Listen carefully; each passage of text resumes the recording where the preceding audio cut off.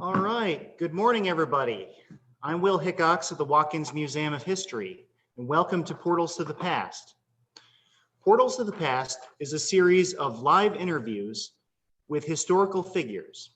This series is a partnership between Humanities Kansas, Freedom's Frontier National Heritage Area, and the Watkins Museum of History. Today, through a miracle of technology, we are able to travel backward in time and interview Eliza Brooks. And what a story she has to tell. In the middle decades of the 19th century, just to set the scene a little bit, hundreds of thousands of Americans traveled west on the California and Oregon trails. Mrs. Brooks started off with her children in Michigan, bound for California. They encountered numerous dangers and hardships along the way, but I'll let Mrs. Brooks tell the story herself. We encourage you, the audience members, to get involved by posting questions for our guest in the Q&A feature. Please use only the Q&A feature and not the chat feature.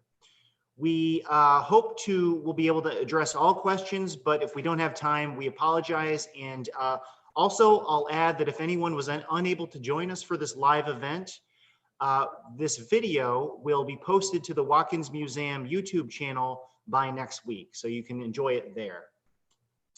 So I think without further ado, I'd like to jump into the interview. And I certainly want to start by saying welcome, Mrs. Brooks. Hello. So nice of you to join us today to tell your story. I'm looking forward to telling you about it. We are too. All right. I wonder if you could start off by telling us about yourself and about your family. Okay. All right. Well, it's been a while since I've gone through some of these memories, and I have a bunch of children, so I might have to refer to my notes once in a while, okay? All right. Well, I'm Eliza Ann Schofield Brooks, and my husband was George Washington Brooks. Wonder where he got that name from. We have 6 children. Vienna is 13. The twins, Elijah and Elijah, are 11. Justice was age 9. Orion was 5, Elmont was 3. All of those children were born in Michigan. So I'm giving you the ages of when we were getting ready to travel west. Now, you might want to know just a teeny bit about, our roots in America. It's according to the oral history, George, his people came just a couple of years after the Pilgrims came. So that gives you a little time frame when his people arrived here. And they actually fought in that Revolutionary War. So that was kind of a little interesting tidbit that his family passed on down to us. Now, my family, they were into the woolen manufacturers in England. Well, do you know during that colonial period, they were not supposed to come? Oh. Actually, they hid in a ship. Wow. And they had in their head, they had all the plans for it, because they would have really gotten in trouble if anybody would have found them and then found the plans. And so then when they arrived a little bit later, but still in the colonial time, then they built a mill, a very successful mill in Connecticut. So that's how our family arrived in America. And that's what age my children were when we started this journey. We lived in St. Joseph County, Michigan. We lived in the backwoods. We lived in what was called a shake cabin. Now, you might not know what a shake cabin is. That's a temporary cabin. In other words, George was supposed to already have built me a better house, but he didn't. And then life changed. So that's a little bit about us. That's fascinating. Well, thank you for that introduction to your family. I want to know what prompted you to travel all the way from Michigan to California? Oh, what a story. Oh my goodness. Do you know my George? He caught the gold fever. Now, I will tell you that gold fever was raging all over Christendom. It was raging in the United States, and they say it was raging all over the world. They came from everywhere. And he caught it. He caught it bad. Oh, so he told me one morning, he's like, I'm going to go with my brothers and my father, and I'm going to go find us some gold. They say you can just pick it up out of the streets out there. What streets they had, I don't know. They didn't have any when I got there. And so in, oh, what was that year? Well, here's my letters. I actually kept them. In 1852, he caught the gold fever in 1850. 1852, he hadn't written me in a really long time. And I received a letter. Oh, 2 years later, I received this letter, and he says that he's found gold. He and his brothers have found gold. And he wants, after me being alone with those children for 2 years, he wants me to bring them west. I still remember that day. I thought, oh my goodness. Well, of course, the kids were so excited. They wanted to see Paul. Of course, I did too. And what life did we have here without him? It would have been hard here without him. So we just packed up and started going. That's excellent. So how did you prepare for this long journey, and when did you start out on your journey? Okay, well, I received that letter, like I told you, on April 14th. And in 2 weeks, I got it together and did it. You know, I heard tale in Independence. Some of those people were there for almost a year before they ever left. The women spent a lot of time making the clothes, and the women actually made the canvas for the wagon. The men put together the wagon, but I did it in 2 weeks. I have this handy dandy little travel guide. It's called the Prairie Traveler. And I had some friends who told me there were advertisements that were out that said, go out there and you can pick up that gold. So that got us excited. So in those 2 weeks, I sold what we had. I loaded all of our worldly possessions. Well, you know, I didn't want to put too much in that wagon, but I had a lot of clothes and I wanted some food. And I loaded up my 5 boys, age 4, 6, 9, 12, and 11, the twins were, and that girl of 13. And we said goodbye to San Joseph, Michigan, and our little shake cabin, and our malaria swamps, and we headed out. In 1852, April the 28th, is when we actually headed out. We were prepped and ready for our journey. Well, you must have encountered some hardships along the way, and I wonder, I have a few related questions here. Did the weather cooperate with you on this trip? And what other sorts of difficulties did you and your family face? Did the weather cooperate? Well, you know what? We just set out.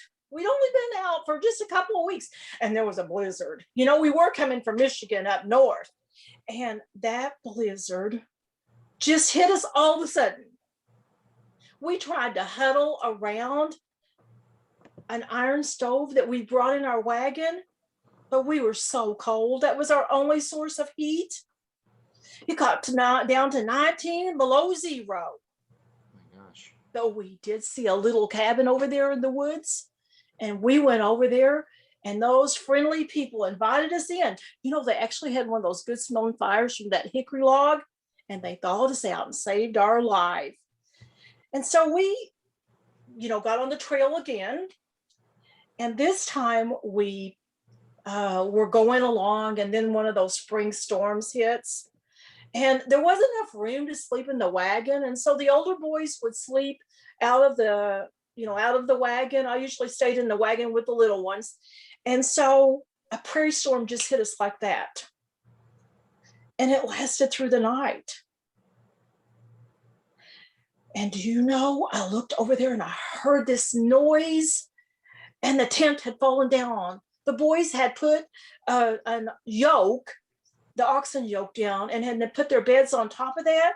And the tent was on top of them. I was so afraid. I was afraid they were suffocating, because that tent came down. It was soggy wet. And so I rushed over and helped them and lifted it up, and they were okay. And they came dripping wet, my little ones in the wagon, but they survived. We also had grasshoppers along the way. At one point it got really hot, and the grasshoppers ate all the grass everywhere. You just looked out there and there were no There was no grass, nothing for our animals. And so that was a very hard survival time. And we watched those white top wagons as they disappeared because so many times we couldn't keep up with them. Well, you mentioned the other wagons, and we have a question from Jane in the audience. Did you go in a wagon with the children by yourself, or did you team up with some others? Were you part of a wagon train? We were part of a wagon train from time to time, but the problem was we couldn't keep a driver. You know, I hired a driver when we left, and with our original wagon train, I did hire a driver. But every time I turned around, those drivers, you know, one time the driver even hid in the wagon, and my son, one of the twins, he had to jump fast and get up there and drive that wagon. The drivers just did all kinds of things. One time they decided to celebrate 4th of July, and it had a drunken brawl in front of my children. Well, I just fired him right away. There was another driver that I did hire, and he was going for his passage, but he just wanted to get to California, but it just took one squeamish event, and he was just out of there. He's like, I can't take any more. I'm not crossing any more rivers. We were just to the Missouri River then, and it was swollen and it was a little muddy, and you know how the kids are. And he just left. You know, and then there was another one because I'd taken some animals with me and chickens so that they could lay, and so we could hopefully they'd make it through the journey, and we have some out there. Well, he and his people, they killed those chickens right off the first night. They had a great meal, and I had no more eggs. No more eggs and no more possibility of eggs. What a sad day. Well, you know what I did to him. You're out of here, bud. So I fired him too.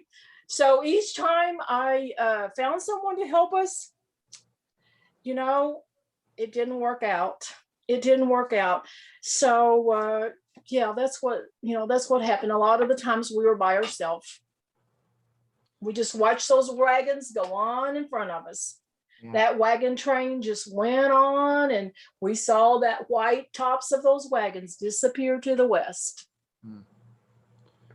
Well, I wonder, what were some of the landmarks that you came to? And these landmarks, see, in the 21st century, we have something very useful called GPS, which allows us to get where we're going almost without even thinking about it. It's quite convenient.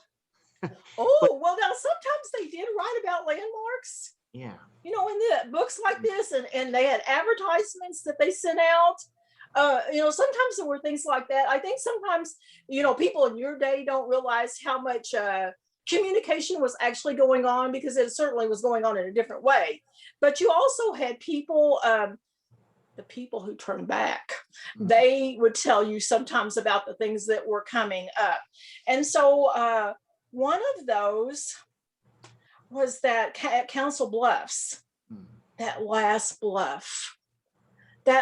bluff of civilization is what it felt like.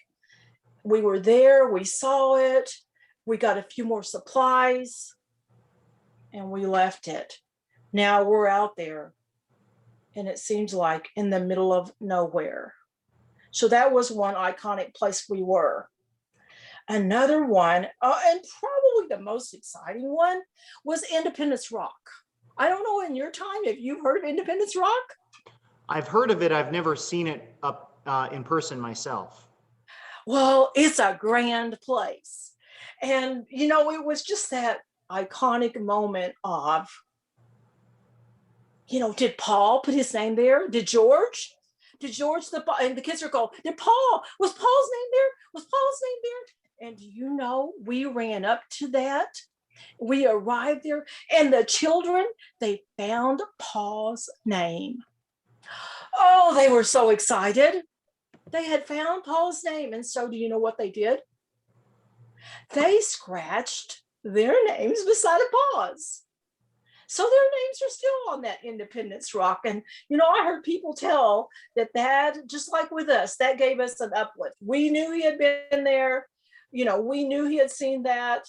It gave us what it took to go a little further.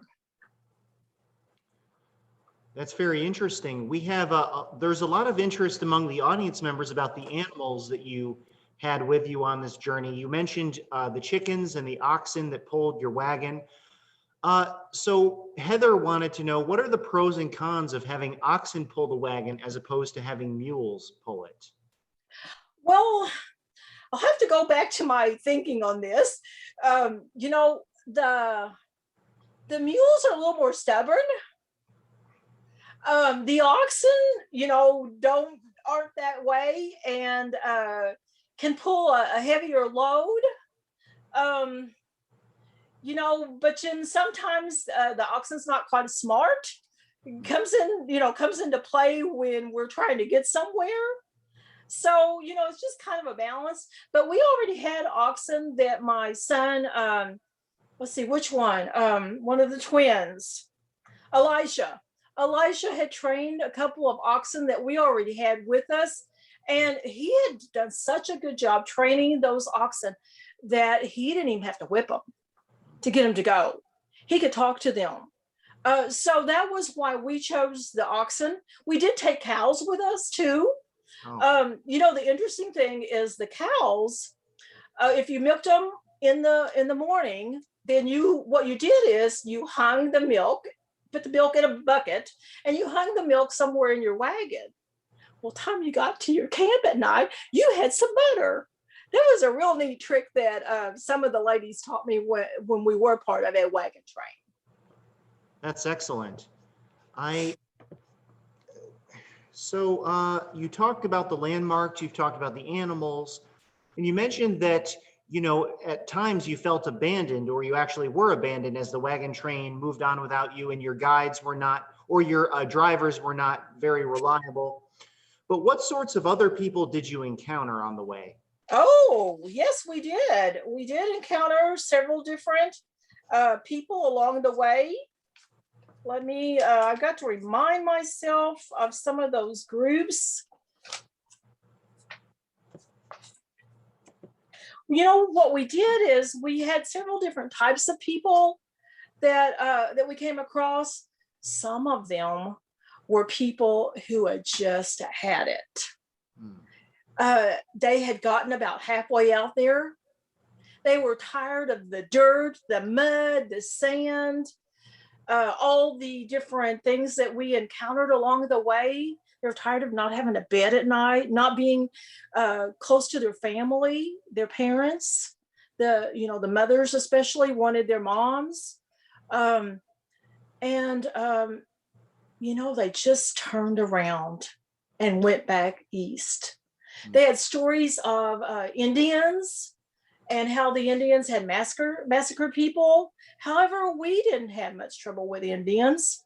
There's different kinds of stories that you hear from different kinds of people that you meet along those trails. Now, we did come upon one time, which was really sad. We came upon people and they had been massacred. Their whole camp had been destroyed. And there was a note on there the day before that told of the wagon train in front of us had come by and the bodies were just still laying everywhere.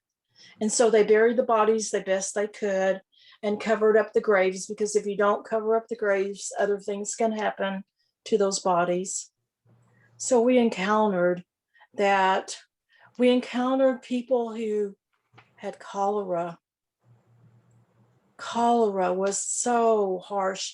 Sometimes you would go you'd be driving like 12 miles in a day. You might see 20 plus tombstones. I'm sorry, they weren't tombstones then. They were our version of tombstones. They were just wooden crosses, if they had anything at all. But they always had something attached to those kind of graves. Those kind of graves said cholera, cholera, cholera because they wanted us to beware. Now, one of the people I met along the way, they called him a watcher. I asked him, what was a watcher? This is such a sad story. A watcher is usually a younger man who's left behind, who can ride a horse fairly fast, so hopefully he can catch back up with his wagon train. He watches that dying person until they die. He buries them. And then he runs as fast as he can on his horse, rides as fast as he can on his horse to try to catch up with his wagon train. I can't even imagine the sorrow that he must have had having to do that. Now, we did meet some good Samaritans because we got down on our luck. You know, the children and I would get behind. We couldn't stay up with that wagon train. We watched those white wagons drive off into the west and leave us and leave us and leave us. One time we were just about to the very end of our existence, and we came across a camp. They caught up with us, is what really happened. And they didn't have much water because we were out in a hotter part of the desert area. They didn't have much water, but we didn't have any left. And they decided that they would give us just a little bit. Now, they didn't feel sorry for us because people out there didn't feel sorry. They just helped you a little bit as they could. And so they actually will enter into our story just a little bit later. I'll tell you more about those Good Samaritans. But they gave us just what the children and I needed to go forward. Now, I didn't tell you about the Indians. Are you ready for the Indians? Yes, please. Oh, you know, that was, like I said, there were all those horror stories I had heard. And we did come across that one, but we personally didn't really have that problem with Indians. But I remember the first time I heard that blood-curdling scream, I thought I was going to turn to stone. Oh. And I got afraid. I had brought these children out here. I was all by myself. This was one of the times we weren't with a wagon train. We were all by ourselves. And I became so sad because I thought to myself, I brought these children out here and they may die. They may die really, really young if those Indians get us. And as the children were going to bed, because we could hear it off in the distance and we weren't there yet to where the Indian tribe was, the children were saying, "Now I lay me down to sleep." And you probably know the rest of that prayer. "I pray the Lord my soul to keep." Oh, that was a sad night. I did a lot of praying. I was on my knees after those children were fast asleep that night. But you know, we were lucky. Those were friendly Pawnee Indians. And we encountered them in that Council Bluffs right before we got to the Council Bluffs area in that Missouri River area. Now, we didn't just have one Indian experience, we had several. We actually had 3 tribes: the Pawnee, the Crow, and the Sioux. The Sioux were the hardest to deal with.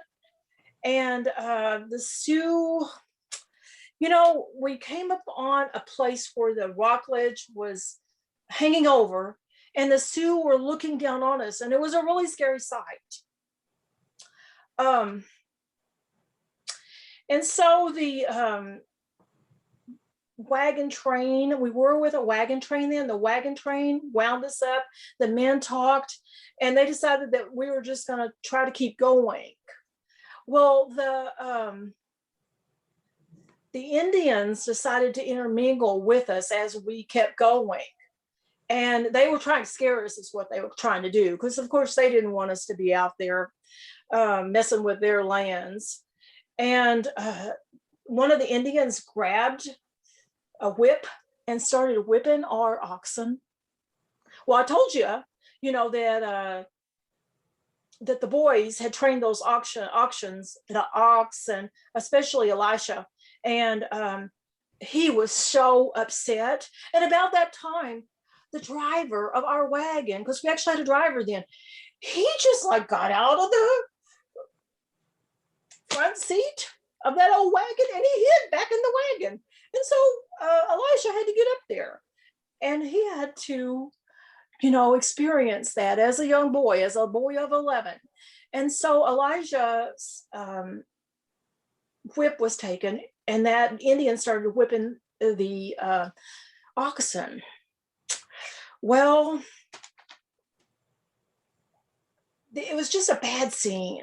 Here he's whipping and there's a couple Indians. Well, all of a sudden, the leaders of the tribe and the leaders of our camp, they just pounced around these two Indian men that were whipping. I guess they just wanted to have fun with us. I don't know. But anyway, they kind of pushed those men off to the side. And do you know, they camped near us. And we had a great time together. They came and traded with us and they helped us trap and they helped us, kind of get settled and get back on the way. So that one was, it started out a little nervous, but it ended up being really good. And then let's see, we talked about Pawnee and then the Crow. We were in the sand alkaline prickly pear section of this desert. And the kids and I were by myself. We were by ourselves again. And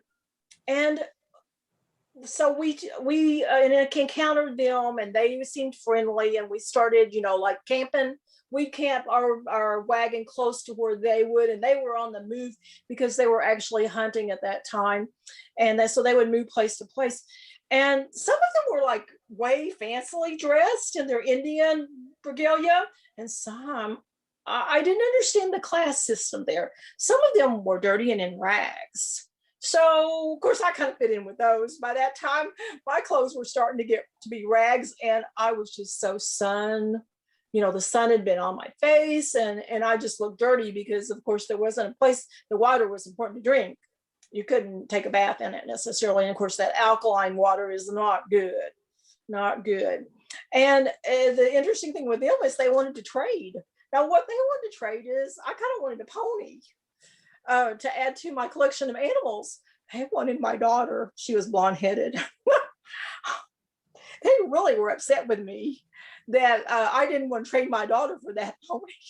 So I had to work very careful with that one. But that was our encounters with the Indians. We didn't have any problem with the Indians. All right. Well, you mentioned a lot of the hardships and some of the frightening dangers that you encountered on the way. So what sustained you in this journey? Why didn't you become some of those people who turned back and went back east? My faith. I'll tell you a little bit.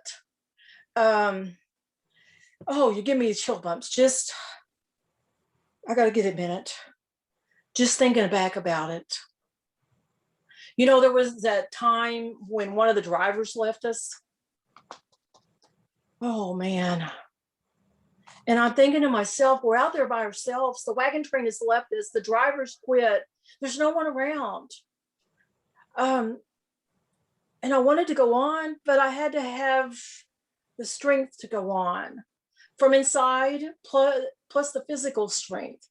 And I didn't have the physical strength to drive that wagon. So I gathered my children, my young children around, 13 and under, and I said to the older boys, could you help us drive the wagon? Do you think you could take over driving the wagon part of the time? And so we talked about it, we prayed about it, and of course they wanted to go see their pa and be with their pa. And all of our worldly possessions that were left were in that wagon. And Paul already has a business going out there and a shelter for us. And so after the children went to bed, of course, they did their normal prayers of now I lay me down to sleep. And I got on my knees by that fire. And I just had a heart-to-heart prayer with the Lord. And I said, dear Jesus, please let me know what I should do. Should I turn back or should I keep going forward? And I kept thinking about Lot's wife. when he turned back. And so I went to sleep that night, not knowing what God's answer to me would be. I just asked him to give me the peace that I would know what to do. So the next morning I woke up and I knew inside of me what I needed to do. I needed to plant my feet on that trail and I needed to head towards the sunset. I needed to keep going as long as the children and I had strength to go. So that was that, the Lord. And you'll find out a little bit more in the ending of my journey, how someone came and helped me. My goodness, Mrs. Brooks, that's a wonderful story about your perseverance on the trail. So you've mentioned the spiritual inspiration that helped you along on this trip, and the help of your family, and occasionally from some other people on the trail. Janelle would like to know a little bit more of the practical details of the trip. How did you get food? Did you have to forage for food? Oh, that's one story I haven't told you. Of course, I brought dried food with me. I brought beans and some things like that. Of course, at some point they run low. And then sometimes if I had a little money, so sometimes we would come up a place I could buy a little bit. But one day we woke up and I had heard about this event happening, but I'd never experienced it. And they said, be really careful when you hear this noise. So I heard a thundering noise come across the plain. I looked up and there was it almost seemed like a cloud in the sky. However, it was on the land. And I realized what it was. It was buffalo. There was a whole herd of buffalo. Now they told us to be careful when you see that, make sure you scoot to the side. But we also had out our guns. And so we were able to shoot one of the buffaloes along the way. And you should have seen as the buffaloes left us and went down off the side of this cliff, they went down into a stream. That water just churned and churned and churned and churned. You can imagine when there were hundreds of buffaloes out there, what that was. And so then we spent a little time doing preparing the meat. And you should have seen our wagon. This was happy because we got some food. We had to work at it and we had to prep it, but it was hanging. We hung it. So like jerky. So we fixed buffalo jerky. And so we hung it all over our wagon so that it would continue to dry and we would have some dry meat that we could add to our beans and other things that we found along the way. Sounds delicious. It was great after having all that, just beans, and sometimes pancakes. You had to work hard for it, but it was worth the work. It was. Yeah. So we have another question from the audience. How long did it take to do this journey? It took us 6 months. It was almost 6 months to the day. Wow, that's incredible. So, of course, in the life of a small child like yours, that probably feels like they're growing as you're going along. It's right.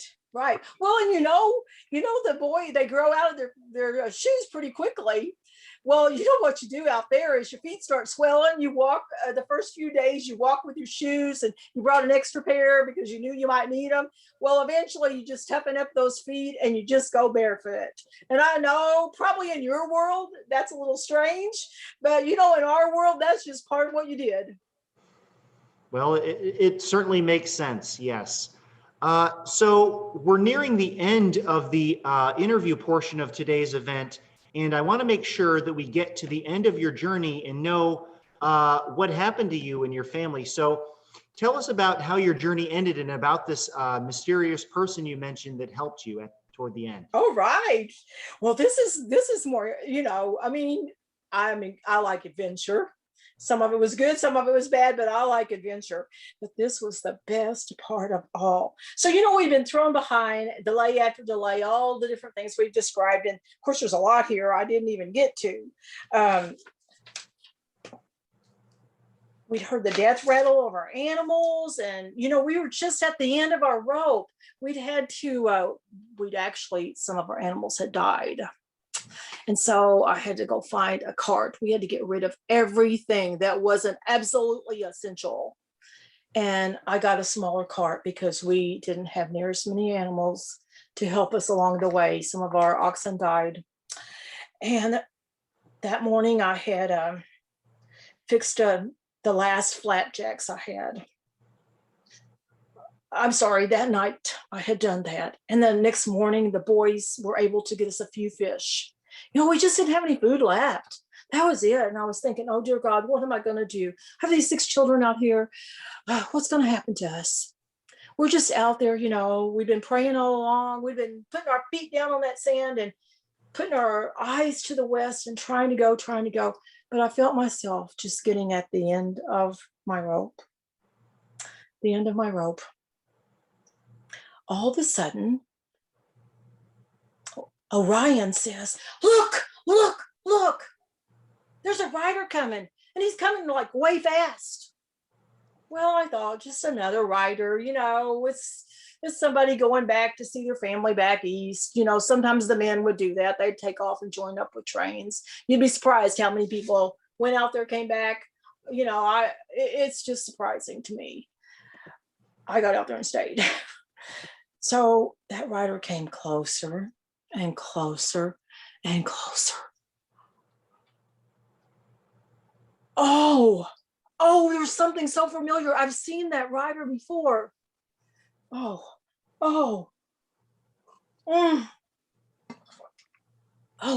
as he gets closer, all of a sudden I realize it's Paul. It's George. George is coming faster and faster and closer to us. He had gotten our letter that we had written that we were coming. But now it takes about 6 months for letters to go back and forth, especially sometimes. I even saw the other day a newspaper that listed a whole bunch of letters they still had at the post office because people hadn't come and picked them up. Because if you lived out or only in that town once in a while, you didn't get mail out in front of your house.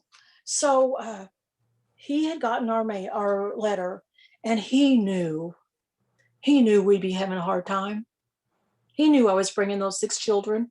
He knew how young they were, and he's a kind man. He may have left me those 2 years, but he's still a kind man. So what he did is he got on a horse. Oh, sorry, it looked like a horse when it was coming. It was a mule because he needed more strength in it. So he had his saddlebags filled with beans, lots of beans, as much as he could do. And then he depended on the food that he ate along the way. He brought his gun. And so what he did is he slept under the stars. Of course, that's out in the warmer section. He slept out under the stars. And then he's saving those beans for when he got. Of course, he brought some money with him too. Now, he only had the letter, and he didn't know for sure where we were, how we were doing. So he came across a stream, and he saw wagon trains on each side of the stream. So what he would do is go back and forth to the different wagon trains he saw along the way, and he would ask them, "Did you see my family?" And he would describe us. And so he's encountered some people. He thought, well, maybe they have, maybe they haven't. Then he came across this one family, and they knew all our names. They could name every one of us in our ages. And guess who that was? That was our Good Samaritans. So not only were they a Good Samaritan out in the desert, when they encountered us and helped us have water, they were a Good Samaritan to Paul, to George, and told him about us. So, that gave him hope that we were still alive. Now, they said to him, they're like, she was struggling. I don't know what you'll find when you get to her. She was so struggling. So Paul kept coming, and he made it to us. And then he was so exhausted, and we wanted to get home because I don't know, I bet you've heard about that Donner Party we'd already heard about that Donner Party because they were a few years before us. And we knew that the wasn't going to be long till there was going to be some snow, especially in some of those mountain areas that we had to cross. Paul's exhausted because he rode that mule so hard. Now that mule did add to our team, so our wagon was able to go faster because of that, but the boys had to continue to drive the wagon because Paul was just so exhausted. It had taken all of his energy to get to us.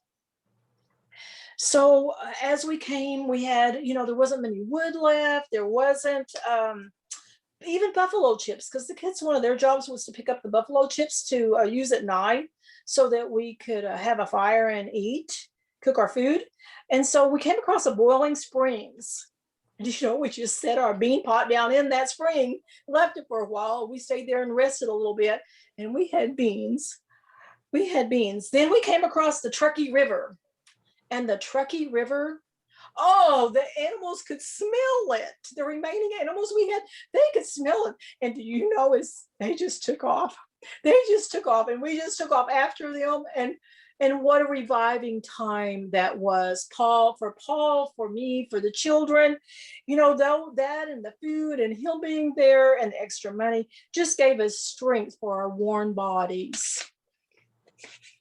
This was about a 300-mile trip that we still had to encounter. And we came across Beckworth, and he had a grizzly bear. He had just killed a grizzly bear, and he invited us to come and eat with him. What a refreshing meal. I don't know if you've ever had. Have you ever had grizzly bear? No, I've never had grizzly bear. And it just revived us to have such a nice meal. Now, we were getting close to that land of enchantment, but we couldn't stop. We actually saw snowflakes. And we knew we must hurry. In about 3 more days, we came to Butte County, Bidwell's Bar on the Feather River. Just 6 months after we had left our home in Michigan. We reached California in the fall of 1852. We stopped at Mr. Brooks, as in Mr. Brooks, my father-in-law. We stopped at his business. And that was he had built it in 1850 on the Berry Creek. And it was just 12 miles from Bidwell's Bar. And we stayed there. George and I stayed there with the children until we regained our strength and were able to move on and have a place of our own. So God took care of us during our journey with the many people and the many types of people, many situations. He was there. He gave us strength to put our boots on the ground every morning, our bare feet, and head west. That's amazing. Well, unfortunately, we're going to have to end the interview portion of this program here in a minute, but Dorothy had an excellent question that I think will summarize this pretty well. Is there any diary or any books that were written about your adventure going west? Oh, great. I love that question because there is. Actually, my son, Elijah, one of the twins, he wrote a book, a reminiscence. So it's not a journal, but it's a reminiscence of all the adventures we went on. It was a great story. And you know what? He dedicated it to me. That's so kind. Well, that sounds like a fascinating book. And Mrs. Brooks, I'd just like to summarize everything by thanking you very much for lending us your time today to talk about your family's amazing odyssey. Thank you. It's been great. And I hope I inspire you to tell your stories to your family so that when you're gone, they'll know what struggles you went through, and it'll help them go through the struggles they're going through. Thank you. Thank you. Okay, well, now in part 3, I'm going to transition into talking with the lady who has brought Eliza Brooks to life for us today. And I'd like to introduce Sarah Poff, and there she is changing her wardrobe to indicate transitioning back into the 21st century. That's great.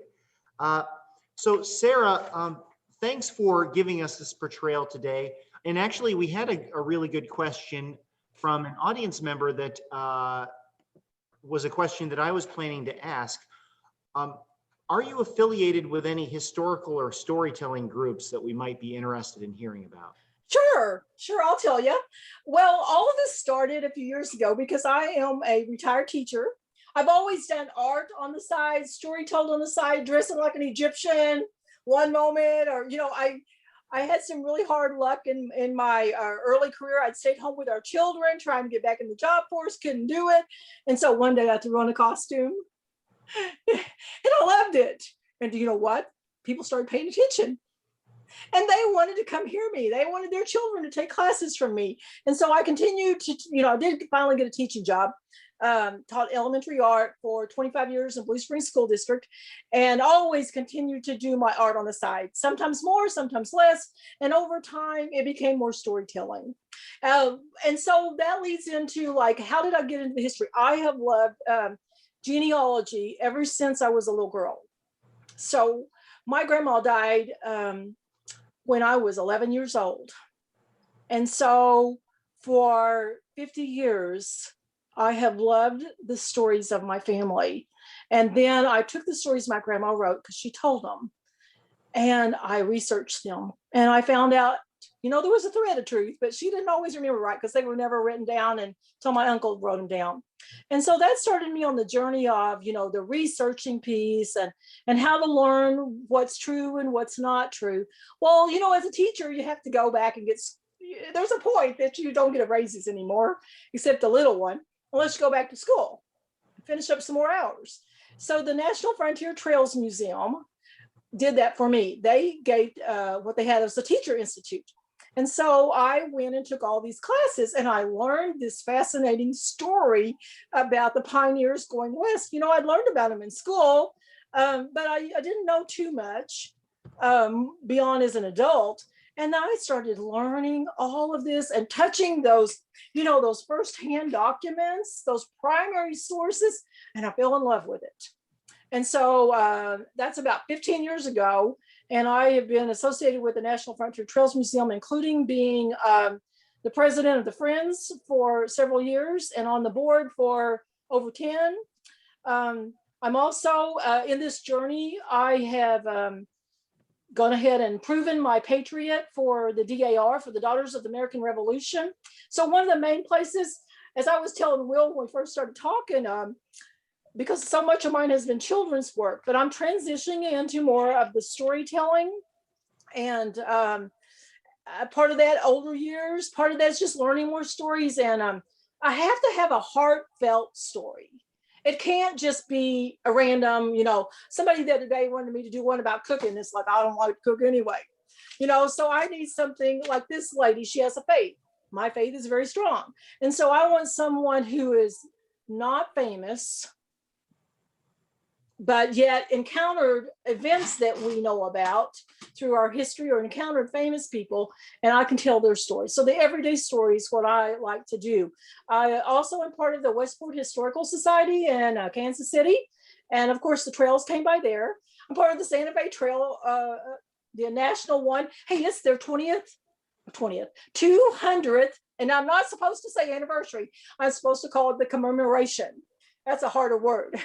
But I also, that's part of my trail interest is continues and is growing as I do this. Then, the library, Mid-Continent Public Library is our local library for me in Jackson County. There's 2 or 3 counties within Jackson County, Missouri, so Kansas City area.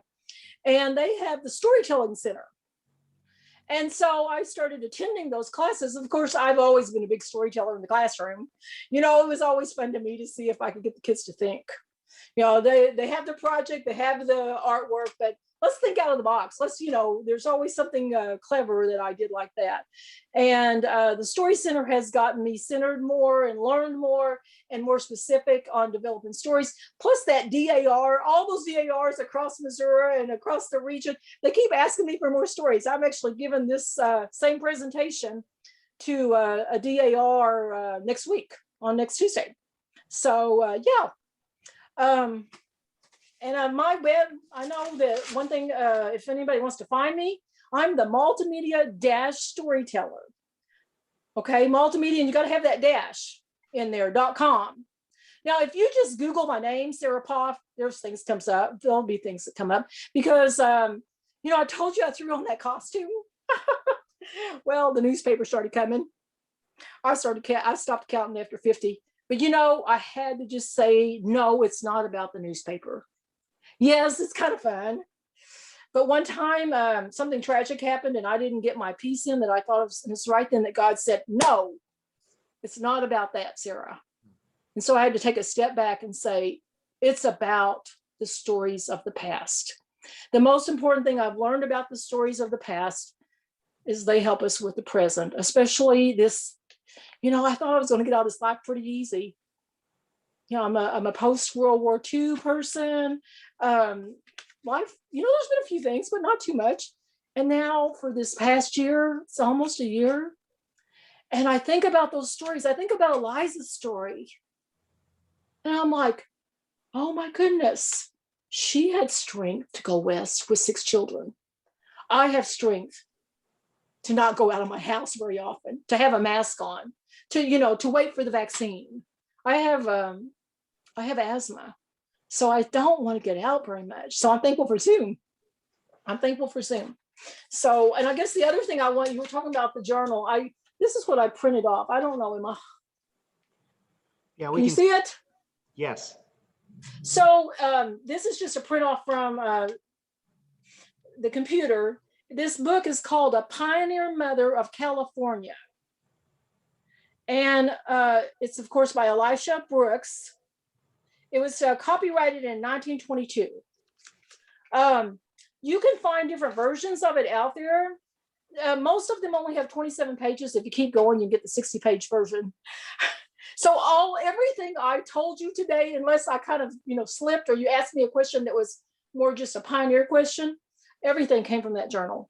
All I did was just make it into a narrative that I could take on and become Eliza. So everything, and he wrote this. He says, written for my grandchildren to show them how the immigrants crossed the plains, and also what manner of person was their great grandmother. Now I have to tell you, I do those. This is a census record. I have a letter that the daughter Vienna wrote. I found it, and she wrote it in like 1857. I found other documentation that really says they were there. They were there. It gives you that moment of, oh, it really is a real story when you touch something like that. That just gives me that, oh, they're real. They're real. So that's what where my research came, and I wanted a story that had lots of details, a story that also I can downsize and tell children. I still like to tell children's stories, and then sometimes people don't want as long a story. So, Mr. Will, what else do I need to say? No, you said it beautifully. You anticipated a number of my questions about how you develop the portrayal and your sources of information. And you actually answered Sue's question about how we can find that book that Elisha wrote. So that was it's, and like I said, you can, OCTA, Oregon California Trail Association. Actually, the National Frontier Trails Museum has a copy in their library. Of course, you can't go there right now. But OCTA owns that, has that library and has scanned many of those documents there. And so you can go into OCTA and see that. It is so cool. That's what National Frontier Trails Museum did for me. It's so cool when you pull a letter out of the stacks and you get to touch it. We had on gloves, but you get to touch it and you get to see their actual writing, the real thing. I mean, they stole my heart when they started showing me those kind of things. Now, I will tell you, though, by learning about Eliza's story, she didn't live very long. She died in 1859. So I think she just wore herself out making that journey. She did have a couple more children after she got out there. Elijah was the one who wrote the book. He he was a teacher.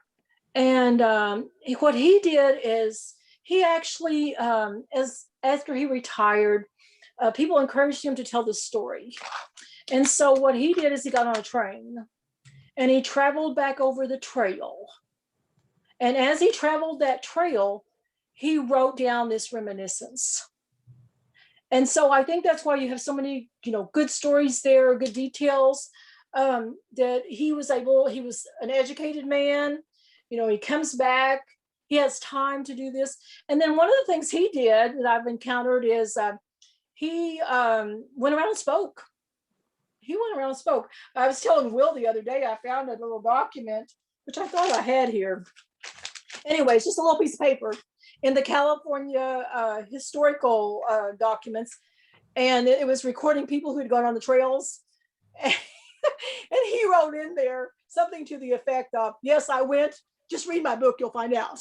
It was kind of that way. I've already told him, I don't need to say this again. Well spoken. Now, George went on to marry again, have a few more children, and he lived in, I believe it was in the 1880s. So he lived a nice long life. But his journey out there was not near as hard as hers with the children and all the things that she had to go through with them. Right. So thanks so much for having me. Thank you very much, Sarah. This has been wonderful. And thank you to all of you who watched and participated. Registrants will receive a follow-up email with a link to a survey about this series, Portals to the Past. So filling out that survey will help us a great deal. And I just want to close by saying thanks again to everyone, and goodbye for now. Thank you. Thank you, audience. I appreciate you. I appreciate the questions that you gave us.